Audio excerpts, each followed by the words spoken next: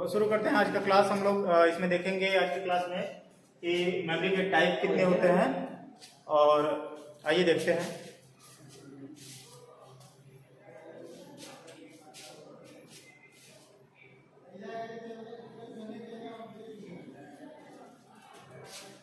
Basically आपके memory दो type के होते हैं। पहला होता है आपका प्राइमरी मेमोरी और दूसरा होता है सेकेंडरी मेमोरी। तो प्राइमरी और सेकेंडरी किस बेस पे होता है ये हम लोग देख लेते हैं। प्राइमरी मेमोरी जो होता है आपका वो मेमोरी होती है जिसमें डेटा आपका कुछ पल के लिए रहता है। जैसे कि अगर आपका सिस्टम ऑन होता है और जब तक उसमें इलेक्ट्रिसिटी पास होती रहती है, यानी कि जब तक सिस्टम आपका स्टार्ट रहता है, ऑन रहता है, तभी तक उसमें डेटा रहता है। जैसे ही आपका उस इलेक्ट्रिसिटी का कनेक्शन कट होगा, आपका सारा डेटा उसमें से लैप्स हो जाएगा। और सेकेंडरी मेमोरी जो होता है उसमें हम लोग डेटा फ्यूचर के लिए स्टोर करके रखते हैं जो है, और लाइट जाने के बाद भी, आपका सिस्टम बंद होने के बाद भी आपका डेटा सुरक्षित रहता है। ठीक है, तो इस वजह से इसको दो भाग में बांटा गया है, पहला प्राइमरी और दूसरा सेकेंडरी मेमोरी। तो देख लेते हैं पहले हम लोग प्राइमरी मेमोरी में। इसके भी दो टाइप होते हैं, एक होता है आपका कैश मेमोरी, दूसरा होता है मेन मेमोरी। तो पहले हम लोग कैश मेमोरी को देख लेते हैं। कैश मेमोरी एक तरह से आपका जो है दो चीजों के जो है आपका जो है रैम और प्रोसेसर के बीच में जो है काम करता है, एक माध्यम का काम करता है जो है कैश मेमोरी। और दूसरा हो गया आपका मेन मेमोरी। मेन मेमोरी में आपके दो टाइप आते हैं, पहला होता है रैम और दूसरा होता है रोम। इसमें जो शॉर्ट फॉर्म में लिखा गया सारा, जैसे कि रैम हो गया, रोम हो गया, आपका रोम रैम के टाइप है एस रैम, डी रैम, और रोम के जो टाइप है, ये शॉर्ट फॉर्म में जो लिखा गया है, इसके सारे फुल फॉर्म आपको हम लोग डिस्क्रिप्शन में लिख देंगे, उसको आप लोग लिख लीजिएगा। ठीक है, तो आइए देखते हैं हम लोग रैम के बारे में। बेसिक आपको बता देते हैं। रैम का फुल फॉर्म होता है रैंडम एक्सेस मेमोरी। बाकी हम आपको डिस्क्रिप्शन में दे देंगे, आप लोग देख लीजिएगा उसको। ठीक है,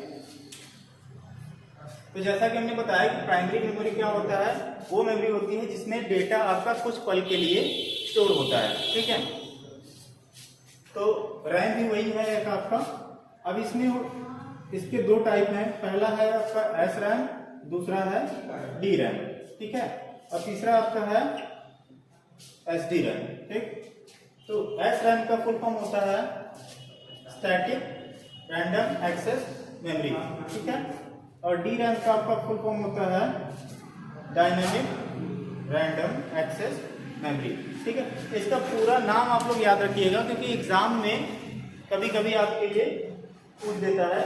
ठीक है, और एस डी रैम जो है उसका फुल फॉर्म आप लोग, कई लोग कभी कभी क्या करते हैं कि एस रैम का नाम आपका जो है स्टैटिक रैंडम एक्सेस मेमोरी है और डी रैम का आपका डायनेमिक रैंडम एक्सेस मेमोरी है। तो दोनों को मिला के ये क्या करते हैं कि static dynamic random access memory, ऐसा सोचते हैं कि ये होगा इसका नाम। ठीक, लेकिन एक्चुअली में क्या होता है, ये इसका फुल फॉर्म नहीं होता है। ठीक है, इसका फुल फॉर्म कुछ और होता है, जो कि आपको डिस्क्रिप्शन में हम दे देंगे, यहाँ पे लिख नहीं सकते अभी। दूसरे साइड देख लेते हैं, आपका मेन मेमोरी में आता है रोम। रोम का फुल फॉर्म होता है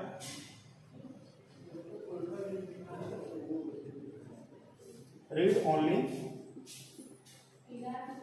मेमोरी। ठीक है, और रोम में आपके तीन टाइप होते हैं, पहला होता है पी रोम, सेकेंड आपका ईपी रोम होता है, और थर्ड जो है डबल ईपी रोम होता है। ठीक, इसका नाम अभी हम आपको बता दे रहे हैं, डिस्क्रिप्शन में आप लोग देख लीजिएगा।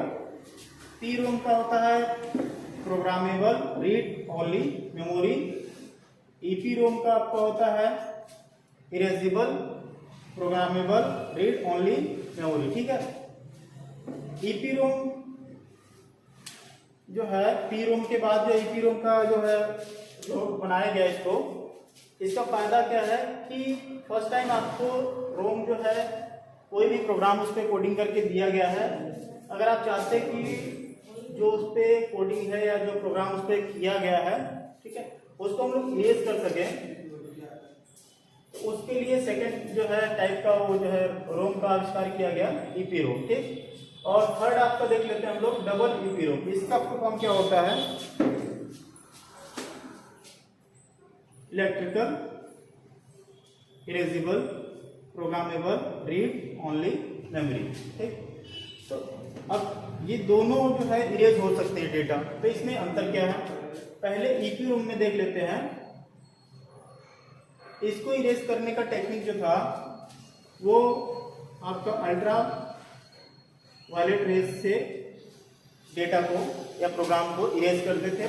ठीक, और सेकंड जो डबल ईपीरोम आपका आया, इसमें आपका इलेक्ट्रिकल तौर पे जो है इलेक्ट्रिकल टाइप से डेटा को इरेज किया जाता था। इरेज करके दोबारा इसको हम लोग प्रोग्राम कर सकते थे इस पे। ठीक, अब आ जाते हैं सेकेंडरी मेमोरी पे। सेकेंडरी मेमोरी में आपके कई टाइप हैं। पहला देख लेते हैं हम, आपका है मैग्नेटिक टेप। ठीक है, मैग्नेटिक टेप का एक सिंपल एग्जांपल आपको दे दें कि जैसे पहले आप लोगों ने देखा होगा कि एक कैसेट आती थी जिसपे जो है रील का राउंड होता था और 2 होल उसमें होते थे। ठीक, और उसमें जो सॉन्ग होते थे अगर उसको हमें प्ले करना होता था तो हम क्या करते थे? अगर उसमें 4 सॉन्ग है, ठीक, और फर्स्ट सॉन्ग आपका प्ले हो रहा है और आपको 4th पे जाना है या 3rd पे जाना है, तो आप क्या करेंगे? आप डायरेक्ट उस पर नहीं जा सकते हैं। आपको फर्स्ट जो है सॉन्ग प्ले करना होगा, देन सेकंड प्ले करना होगा, देन थर्ड प्ले होगा, देन उसके बाद आप 4th पे जा सकते हैं। ठीक है, तो ये सीक्वेंसली असिस्ट होता था, इसका ये टेक्निक होता था। ठीक है, इस तरह से ये काम करता था। और दूसरा आपका है इसमें मैग्नेटिक डिस्क। मैग्नेटिक डिस्क में आपके 2 टाइप हैं। एक आपका HDD है, दूसरा आपका है FDD। HDD है आपका हार्ड डिस्क ड्राइव होता है और FDD आपका होता है floppy disk drive. Hard disk का तो यूज अभी भी होता है इसका, ठीक है, लेकिन फ्लॉपी डिस्क का एक ये अभी जो है हमारे चलन में नहीं रह गया है, ये खत्म हो चुका है। और इसकी साइज जो आती थी फ्लॉपी डिस्क की, जो ये आपका फ्लॉपी डिस्क है, इसकी साइज नॉर्मली आप 144 MB या 140 MB की होती थी। ठीक है, इसकी थिकनेस जो होती थी वो लगभग 8 इंचेस की होती थी। ठीक, और सेकंड जो होती थी वो 3.5 इंच। ठीक, थर्ड आपका हो गया सेकेंडरी मेमोरी में आता है ऑप्टिकल डिस्क, जो कि हम लोग अब यूज करते हैं। आपका CD है और DVD है। ठीक है, CD की जो साइज होती है वो लमसम आपकी 700 MB की होती है। ठीक, और DVD की साइज जो होती है आपकी लगभग आपका 4.7 GB होता है। ठीक, जैसा कि हमने पहले ही कहा था कि जो भी आपको शॉर्ट फॉर्म इसमें दिख रहे हैं उसको हम लोग डिस्क्रिप्शन में फुल फॉर्म उसका दे देंगे। ठीक, तो उसके लिए आप लोग टेंशन ना लें। और थर्ड इसके बाद आपका आता है फ्लैश मेमोरी। ये सबसे इंपॉर्टेंट है। आजकल लोग यूज तो करते हैं लेकिन उसके बारे में जानकारी नहीं है कि फ्लैश मेमोरी होता क्या है। जो भी नॉर्मली जो है सिस्टम के बारे में ना जानने वाले भी इस मेमोरी का यूज करते हैं, जो कि आपका होता है मेमोरी चिप, जो कि नॉर्मली मोबाइल में लगाया जाता है, और पेन ड्राइव, जिसका आजकल बहुत अच्छे से जो है डेटा स्टोर करने के लिए पेन ड्राइव का मैक्सिमम यूज करते हैं लोग। ये दोनों आपके फ्लैश मेमोरी में आते हैं। अब फ्लैश मेमोरी क्या होता है? जिससे हम लोग इनपुट और आउटपुट दोनों का काम ले सकते हैं। फ्लैश मेमोरी में आप डेटा स्टोर भी करते हैं, यानी इनपुट भी कराते हैं, और उससे डेटा आप किसी दूसरे सिस्टम में आउटपुट भी कराते हैं। ठीक है, तो इस वजह से इसको फ्लैश मेमोरी का नाम दिया गया है।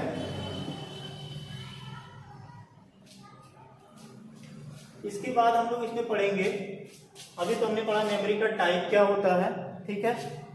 अब आपने देखा सुना होगा कि हम लोग मेमोरी को कहते हैं कि भैया कितना आपका कोई वीडियो शूट होता है, कोई ऑडियो शूट होता है या फोटो शूट होता है, तो एक साइज घेरता है, एक एरिया लेता है, साइज लेता है। तो बोलचाल की भाषा में नॉर्मली लोग क्या बोलते हैं कि भैया 2 MB का है या आपका 50 KB की फोटो है, ठीक है। लेकिन साइज के बारे में लोग जानते नहीं कि इसकी साइज किस आधार पे जो है इसको डिवाइड किया जाता है। जैसे कितने MB का जो है होता है कि MB को GB में कैसे कन्वर्ट करते हैं, कितने MB का होगा, कितना MB होगा तो कितने GB का होगा, या कितने KB का होगा तो उसको MB में कन्वर्ट करेंगे तो कितना होगा। तो मेमोरी के साइज के बारे में हम लोग पढ़ेंगे, जो कि क्वेश्चन भी आपके पूछते हैं। 1-2 क्वेश्चन उसमें से नॉर्मली पूछ सकता है कि जैसे सबसे छोटी इकाई क्या होती है मेमोरी की, या सबसे बड़ी इकाई क्या होती है। तो बड़ी इकाई के बारे में तो नहीं, लेकिन छोटी इकाई जैसे मेमोरी का सबसे छोटी इकाई क्या होता है उसके बारे में जरूर क्वेश्चन आता है। तो मेमोरी के साइज के बारे में हम लोग अगले वीडियो में पढ़ेंगे, ठीक है। बाकी इसके लिए आप इस वीडियो में जो भी हमने आपको बताया उसमें अगर आपको कोई भी कंफ्यूजन होता है, कोई भी दिक्कत आती है, तो आप लोग हमें कमेंट करके पूछ सकते हैं। और एक बार फिर से आपको बता दें कि जो भी इसमें हमने शॉर्ट फॉर्म लिखा है इसका फुल फॉर्म हम डिस्क्रिप्शन में दे देंगे। अगर फिर दिक्कत होती है आपको कोई भी इसमें समझने में, इसमें जो भी हमने समझाया है, मेमोरी के टाइप हैं, प्राइमरी मेमोरी क्या होती है, सेकेंडरी क्या होती है, ठीक है, कैश मेमोरी क्या होती है, जो कि नॉर्मली हमने समझाया होगा। कुछ चीज़ें इसमें होंगी जो कि डीप में जानने की ज़रूरत है, ठीक है। तो अगर आपको लगता है कि इसमें आपको और डीप में जानना है या कोई दिक्कत आ रही है, नहीं समझ में आ रहा है इस पूरे पार्ट में आपको, ठीक है, तो आप लोग हमें कमेंट करके बता सकते हैं। उसको हम लोग कोशिश करेंगे अच्छे से अच्छे समझाने का, ठीक है। तो अगले वीडियो में देखते हैं हम लोग मेमोरी के साइज़ के बारे में पढ़ते हैं। फिलहाल आप हमारे वीडियो को लाइक करिए, शेयर करिए और कमेंट करिए। कोई दिक्कत होती है तो बताइए, और बेल आइकन को दबाना न भूलें ताकि जो भी नई वीडियो हमारी आए वो सबसे पहले आप तक पहुंच सके और आप उसको देख के अच्छे से सीख सके। ठीक, धन्यवाद।